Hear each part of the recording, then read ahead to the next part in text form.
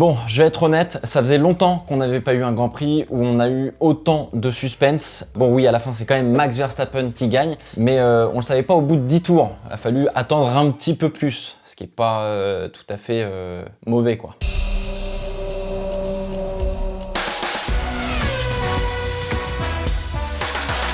Salut tout le monde, bienvenue dans le Fast 5, 5 réactions sur le Grand Prix des États-Unis d'Amérique 2023 de Formule 1 avec des rebondissements de la piste et du coup aussi un petit peu en dehors.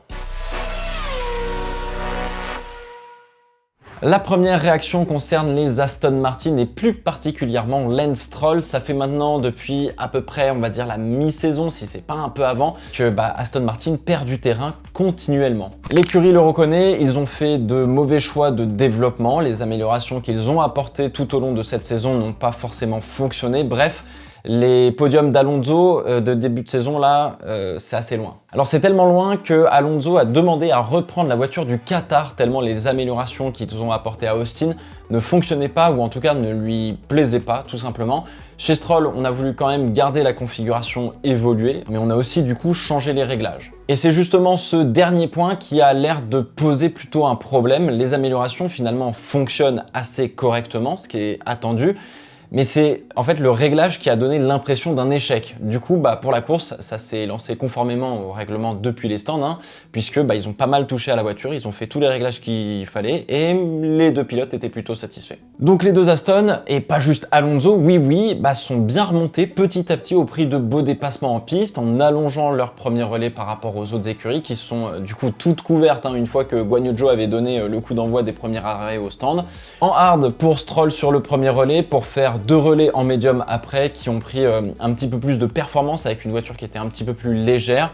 Ça a bien fonctionné dans l'ensemble et ça revenait sur Gasly et même un petit peu sur Russell à un moment donné qui était dans un creux là en plein milieu de la course, ça allait pas du tout chez Russell. Alors Alonso abandonne sur un problème de plancher apparemment de la voiture ou sur suspension à l'arrière à l'heure où je tourne, on connaît pas la raison exacte en tout cas, mais très probablement que les boss de la piste n'ont pas dû aider. Et puis même, il y a un dépassement qu'il a fait, je crois, sur une Williams, où tu vois que sur le frein au 12, là, la tête, elle a bougé de ouf. Stroll a donc continué seul pour terminer juste derrière Gasly à l'arrivée. Sur la ligne, c'est une P9 transformée en P7 avec la disqualification de Leclerc et Hamilton. Tout ça en partant des stands. Bon, voilà ce qu'on attend de Stroll, voilà, mais sur toutes les courses. Pas une fois tous les 2 ans. Malgré tout ça, Aston Martin perd sa P4 au championnat au profit de McLaren, bien évidemment, et vu le niveau des voitures orange, ça paraît un peu compliqué de recoller et d'aller chercher cette fameuse P4 pour Aston Martin.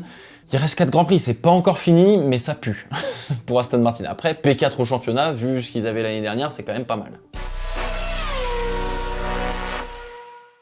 Deuxième réaction, on va parler de Yuki Tsunoda. On a beaucoup parlé de ses coéquipiers cette saison, même plus souvent de ses coéquipiers que de lui, mais son week-end globalement est une très bonne excuse pour enfin parler de lui parce que je trouve qu'il a fait une très bonne année, tout simplement. Nouvelle amélioration pour l'AlphaTauri ce week-end en vue évidemment de la saison 2024. Chez As, on a fait à peu près la même chose, on a apporté une grosse amélioration pour 2024 globalement. Il faut dire que ça a pas mal fonctionné en tout cas chez AlphaTauri, meilleur du reste du monde en qualif pour le japonais qui partait aux portes du top 10 grâce aussi à l'élimination des Aston en Q1. Derrière, bon départ, il est resté derrière le petit groupe fermé par Pierre Gasly, suivi par Daniel Ricciardo qui a perdu du rythme au fur et à mesure de la course parce qu'il était sur un arrêt au stand en tentant de faire cette stratégie qui s'est transformée en 2 arrêts à la fin parce que c'était un peu cata. Tsunoda avait une telle marge sur la Williams d'Albon qu'ils l'ont fait piter en fait à la fin de la course pour lui passer des softs et aller chercher le meilleur tour en course qu'il va réussir à prendre. Alors ça c'est quand même beau. Nouveauté quand même de cet exercice pour le japonais qui a plutôt bien fonctionné. 2 points de marqué qui ne changent rien au classement d'abord.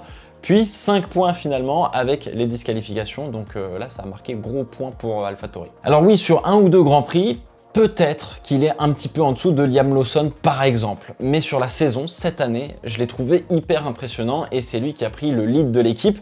Et alors, il n'a pas eu de chance sur certains Grands Prix parfois, et la voiture est probablement l'une des pires du plateau avec l'Alfa Romeo. Mais mine de rien, il arrive à pas mal s'en sortir. Alors, ils sont maintenant à 2 petits points derrière As, qui ont donc une grosse amélioration qu'ils ont apportée ce week-end à Austin, qu'ils doivent maintenant comprendre, apprendre à régler pour la fin de saison, et du coup, en vue de 2024, je vous le répète, 4 Grands Prix restants. La P7 de Williams, elle a l'air plutôt safe pour le moment, mais la P8, de la P8 jusqu'à la P10, il n'y a rien qui est joué. Un autre dont on parle pas mal en ce moment et qui a effectué une très belle course je trouve hier, probablement la meilleure de sa saison et même de sa carrière, hein, parce que bon, elle est pas très longue, parce que dans l'exécution c'était quasi parfait par rapport à ce qu'il a montré d'habitude, c'est évidemment Logan Sargent. Alors le rythme des Williams c'était pas incroyable ce week-end, la voiture n'évolue plus depuis assez longtemps, en vrai je crois que c'est depuis même le Canada si je dis pas de bêtises. Et ils se sont très vite tournés vers 2024, mais en course, ça a plutôt bien fonctionné. Ils ont réussi à jouer des coudes pour dépasser et les Alfa Romeo et Daniel Ricciardo. Donc c'est quand même plutôt cool. Alors Sargent était dans le même rythme qu'Alex Albon, ou du moins pas très loin, donc c'est plutôt une bonne nouvelle. Albon, il a pris de la pénalité sur un track limit à un virage qui n'était pas spécialement regardé depuis le début du week-end, je crois que c'était le turn 6, si je dis pas de bêtises. Pas de grosse erreur en course pour Sargent, un départ qui aurait pu être un petit peu mieux, il aurait pu être un petit peu plus précis sur ses marques quand il s'arrête au stand. Enfin voilà, on l'a vu à la bataille en piste, il a fait quelques beaux dépassements. Franchement, ça fait plaisir, pas d'erreur, voilà, nickel. Sur la ligne, il termine donc à la P11, c'est pas la première fois que ça lui arrive malheureusement, mais après la disqualification de Charles et de Lewis, il marque donc son premier point en Formule 1, une première pour un Américain depuis 93, et Michael Andretti, si je dis pas de bêtises. Ce qu'il faudrait, c'est qu'il remarque un point à la régulière, histoire de vraiment se faire plaisir et que ce soit pas sur tapis vert, voilà, d'ici la fin de saison.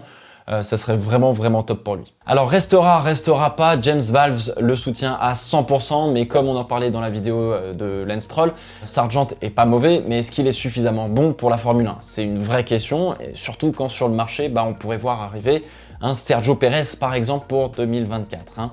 Mais ça, on va en reparler dans la vidéo de mercredi évidemment. On va parler un peu de stratégie dans cette quatrième réaction, ça a été le cœur de la course, hein, donc voilà, on en a eu pour notre argent je trouve, et ça donnait même un petit peu des airs de 2021 pour le coup, où ça pouvait se jouer dans les derniers tours. Globalement, la bonne stratégie c'était donc deux arrêts, médium et hard, ou inversement, peu importe l'ordre, mais globalement c'était ça. Sauf que d'un point de vue stratégique, faire un arrêt, ça a été à un moment donné une belle carte à jouer, plus peut-être pour bluffer que pour vraiment faire cette stratégie. Alors Norris a pas mal géré son premier relais, bon départ, il n'y a pas de souci, et c'était le cas un petit peu de tout le monde, ça forçait pas vraiment, mais par contre les Ferrari étaient pas spécialement dans le coup, ou en tout cas dans le rythme par rapport au Red Bull, au Mercedes et au McLaren. Alors Verstappen donne le coup d'envoi des arrêts au stand, ressort en médium, donc il est clairement sur une stratégie à deux arrêts, quand Norris passe en hard pour le couvrir, et s'ouvre donc la possibilité d'aller au bout. C'est chaud, mais il peut aller au bout. En fait, à ce moment-là, quand on se dit que Norris peut aller au bout, Verstappen doit encore le rattraper sur la piste, Norris, il doit le dépasser, il doit s'arrêter, mettre des hards, revenir et le redépasser, donc un arrêt pour la McLaren avec un bon rythme, c'est pas déconnant comme stratégie, et Verstappen n'a pas non plus un rythme de fou furieux comme il a d'habitude. Alors on se rend vite compte quand même que finalement, quoi qu'il arrive, Verstappen allait repasser et que la course se joue contre Lewis Hamilton qui a simplement étendu son premier relais en voulant tenter un arrêt et qui s'est rabattu sur deux arrêts car impossible de faire tenir les pneus, et je pense qu'on s'est rendu compte de la même chose chez McLaren aussi. Hamilton s'est au final simplement décalé, il était off setting, comment il dit off, enfin voilà, il était off quoi, et s'est parfaitement positionné pour la fin de la course avec la possibilité de taper dans les médiums comme il fallait, puisque c'est ça qu'il allait avoir pour le dernier relais. Norris, en changeant d'avis sur la strat pour rebasculer sur deux arrêts, va déclencher la vague des deuxièmes arrêts au stand que tout le monde va vouloir plus ou moins couvrir, dont Hamilton qui va s'arrêter finalement en dernier avec la mission derrière de cravacher parce que il y a eu un écart assez phénoménal entre Verstappen, Norris et lui. Alors ce qui est le plus surprenant, c'est que on s'est entêté du côté de Charles Leclerc et de Ferrari de faire un seul arrêt au stand quand on voyait que clairement la Ferrari était pas assez rapide, je pense, pour faire cette stratégie. Les calculs sont pas bons, Kevin. Et c'était même une stratégie qu'il voulait faire à l'origine, ou alors qu'il a peut-être un peu bluffé Pierre Gasly par Charles Leclerc quand ils étaient sur la parade des pilotes. Parce que Charles lui a dit ouais, donc du coup tu fais un arrêt, et puis Gasly l'a regardé en mode what, un arrêt, mec, jamais ça va tenir. Il va manquer donc 2 tours à Lewis Hamilton face à un Verstappen qui était en difficulté avec les freins pendant la course et qui aurait pu nous offrir un final assez incroyable, je pense. Le jeu des stratégies a permis d'avoir une course où tout le monde a eu un petit peu l'avantage à un moment donné dans la course et où le suspense a duré finalement pas loin de 40 tours, je trouve. Alors, est-ce que je pensais que c'était possible pour Hamilton de revenir sur Verstappen? Honnêtement, non. Non, j'avoue avoir été très agréablement surpris, même heureux de voir Hamilton si proche de la Red Bull à la fin, parce que du coup, ça me disait que ça y est, enfin on est en train de rattraper les Red Bull d'une manière ou d'une autre, que ce soit Hamilton ou d'autres. Aujourd'hui, je mettrais la Mercedes du coup plutôt deuxième en termes de performance pure, avec la McLaren juste derrière, et le nouveau fond plat a donné un vrai coup de boost à l'écurie allemande, et ça peut promettre pour 2024. Faut croiser les doigts pour qu'on ait une bataille de ouf. Bon, forcément, on termine avec le rebondissement de la nuit, la disqualification de Charles Leclerc et de Lewis Hamilton, et je vais tenter de vous éclairer un chouïa pour que vous compreniez bien ce qui s'est passé. Alors, pendant le week-end de Grand Prix, les équipes sont toutes responsables d'avoir deux voitures qui soient conformes à la réglementation technique et sportive à tout moment. Si la FIA décide de contrôler à 2h du mat', ils peuvent le faire. Bon, ce sera un peu bizarre, mais voilà. La FIA, en fait, fait des checks divers et variés, que ce soit en début de week-end, pendant le week-end, y compris pendant les séances et après les séances, dont la course. C'est pas rare de voir une voiture se faire arrêter au hasard à la balance de la FIA pour voir si le poids minimum de la voiture avec le pilote est bien respecté, par exemple. Et ça peut arriver pendant une séance d'essai libre ou de qualification. Et donc c'est au hasard que les voitures sont prises. Après les séances, comme c'est le cas pour la course, la FIA fait des checks sur toutes les voitures et se réserve le droit de faire certains checks plus approfondis sur d'autres au hasard. Ainsi, hier par exemple, lors des checks, on a prélevé de l'huile et de l'essence de la voiture de Carlos Sainz uniquement pour voir si son huile et son essence étaient bien conformes à la réglementation. La FIA a aussi passé en revue toute la conformité de la carrosserie des voitures de Tsunoda, de Perez et de Norris, par exemple, donc de ces trois voitures-là, ça fait un peu de taf. Et donc aussi, comme à toutes les courses, certaines voitures sont inspectées par rapport à la planche située sous le plancher de la voiture, donc la fameuse planche en bois, là, vous savez, pas vraiment en bois, mais t'as compris. Alors cette planche a une épaisseur réglementaire de 10 mm, je crois. On a aussi une tolérance d'usure réglementaire parce que la planche peut frotter sur la piste, qui est une tolérance de 1 mm. Mais faut pas la dépasser. Malheureusement, sur les 4 voitures checkées, à savoir Verstappen, Norris, Hamilton et Leclerc, ces deux derniers avaient une usure qui était trop importante et donc ne respectaient pas le règlement, d'où la disqualification. Alors cette disqualification elle est similaire à celle subie par Sébastien Vettel en Hongrie en 2021, dont on n'avait pas réussi à extirper entre guillemets 1 litre d'essence dans la voiture pour vérifier la conformité de l'essence. L'usure de la planche vient principalement du coup de 2 facteurs sur ce Grand Prix. Les bosses qui sont nombreuses sur circuit, qui tapent dedans quoi qu'il arrive, peu importe comment tu règles ta voiture, et le format sprint dont on verrouille les réglages assez tôt dans le week-end, et donc il y a un manque d'ajustement possible pour les équipes au fur et à mesure qu'on se rend compte que la voiture peut-être racle un petit peu quoi. Alors la Ferrari de Leclerc et la Mercedes d'Hamilton roulaient peut-être un petit peu trop bas, ce qui a trop usé la planche. C'est pas grave, ça arrive, mais j'ai un petit problème avec ça, c'est que si sur 4 voitures, la moitié a une usure trop importante, dans le peloton, il doit y en avoir d'autres qui sont dans le même cas. Et sur un circuit bosselé, comme le quota, c'est plus que probable, je dirais que c'est même certain. C'est pas une volonté de tricher de la part de tout le monde, c'est plus un dépassement de la limite un peu mal gérée. Alors évidemment, la FIA, par manque de ressources et surtout de temps, probablement, ne peut pas inspecter à 2000% toutes les voitures. Donc on aura toujours des voitures qui pourront peut-être passer un petit peu entre les mailles du filet et d'autres, non, justement, qui vont réussir à se faire avoir, quoi. Alors globalement, les checks normaux assurent la conformité un minimum sur toutes les voitures.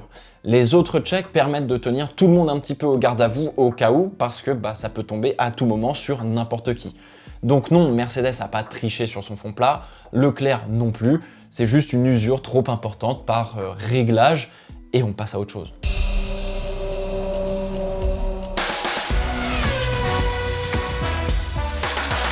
Bon allez, je vous laisse avec un bonus un peu dégoûté, même très dégoûté à la fois pour Esteban Ocon et aussi pour Oscar Piastri de les voir abandonner après un contact lors du départ. Ocon se fait légèrement déventer par la voiture de devant, ça lui donne un bon gros sous-virage à ce moment-là et au même moment, mais pile poil au même moment, Piastri, qui a une sortie de premier virage absolument incroyable, fait l'extérieur sans personne devant, donc du coup lui il est nickel sur sa trage et donc il passe.